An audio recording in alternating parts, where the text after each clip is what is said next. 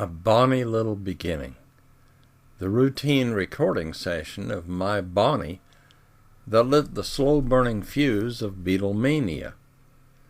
The setting was a small Hamburg, Germany recording studio. The date was 1960.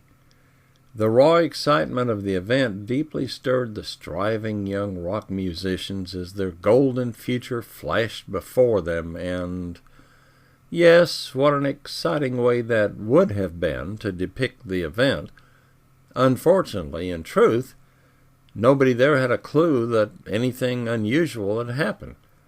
After the group backed singer Tony Sheridan on several songs, they simply strolled out of the studio. There were no crazed teenage girls, and not one photographer recorded the moment.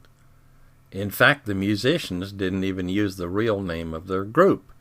It sounded too much like Beatles, the German slang word for a particular portion of the male anatomy. No, nothing about the recording session or the subsequently released single, My Bonnie by Tony Sheridan and the Beat Brothers, seemed the least bit out of the ordinary. Before history was through with My Bonnie, however, the record would help spawn a popular music group very much out of the ordinary. Established American rockabilly stars would watch the group's meteoric rise with gaping mouths. Not only would they eventually sell over 100 million singles, as well as 100 million albums, their songs would chronicle the times of the youth culture they themselves helped to create. It would take quite a few months for the little record to work its way into music history. Finally, in November of 1961, a Liverpool man named Raymond Jones contacted the manager of a local record shop called the North End Music Store. Jones wanted to obtain a copy of a German release he particularly liked, titled My Bonnie. The manager was unaware of the record and had a tough time tracking it down. Once he did, he decided to locate the group that had prompted his customers' enthusiasm. He was amazed to learn they were playing a lunchtime gig in a local club on Matthew Street called The Cavern. According to later accounts, he was surprised not only to find out they were not a German group, but that they were already quite popular among the Cavern customers. As that store manager, Brian Epstein, watched the Beatles entertain the Cavern lunch crowd, he knew he was witnessing something special. He could not have guessed in his wildest dreams how special. Epstein kept the slow-burning fuse lit. Soon after the meeting, he signed on as their manager and set about trying to interest record companies. He soon found that not everyone shared his enthusiasm about the group. One after another, the recording companies turned down his new find. With a statement that was not destined to be framed in the Hall of Fame of far-sighted record executives, one Decca official declared firmly, "Groups with guitars are on the way out." Finally, Epstein and the boys found an attentive ear at EMI Records, the English branch of Capitol Records. Producer George Martin, like Epstein, recognized the group's potential. Martin then arranged for a provisional contract to make demos for EMI's Parlophone Records. Martin sat in on their debut recording session at EMI's Abbey Road studio. He soon learned that he had not only signed up a group of talented musicians, but an excellent songwriting partnership as well. During that initial session, they recorded both Love Me Do and P.S. I Love You. Finally, the fuse had reached the magic stick of Beatlemania dynamite.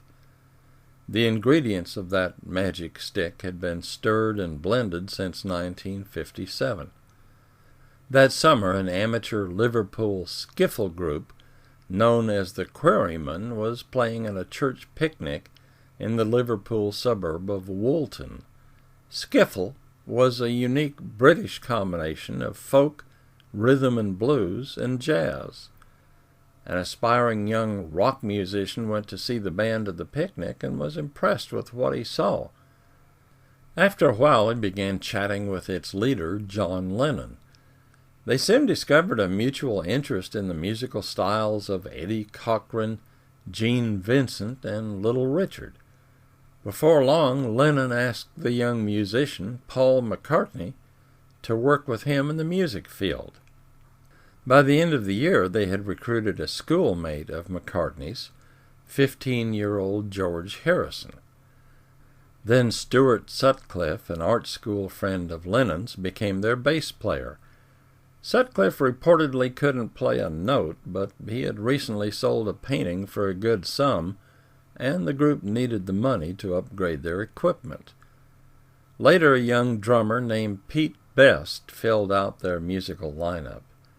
Best's mother owned a club called the Casbah, a site where the Quarrymen regularly played.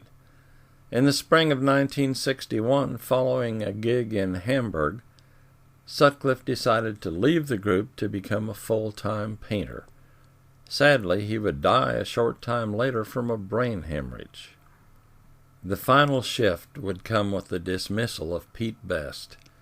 His good looks added to the group's popularity with their female clientele. Unfortunately, his ability on the drums didn't quite match his looks.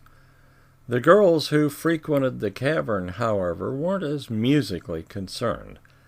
They protested the firing of their handsome hero by attacking the group, leaving George Harrison with a black eye. Fortunately for the physical health of the remaining members, the girls eventually accepted Best's replacement, the lovable, easygoing Ringo Starr. As the group's membership shuffled around, so did their name. They switched from the Quarrymen in 1959 and began to bill themselves as Johnny and the Moondogs. Later, they selected the name of the Silver Beatles, and eventually, in the summer of 1960, settled on simply the Beatles. Once the magic of the Beatles began, there was no stopping it. Their legend has filled volumes of books and reels of documentary films.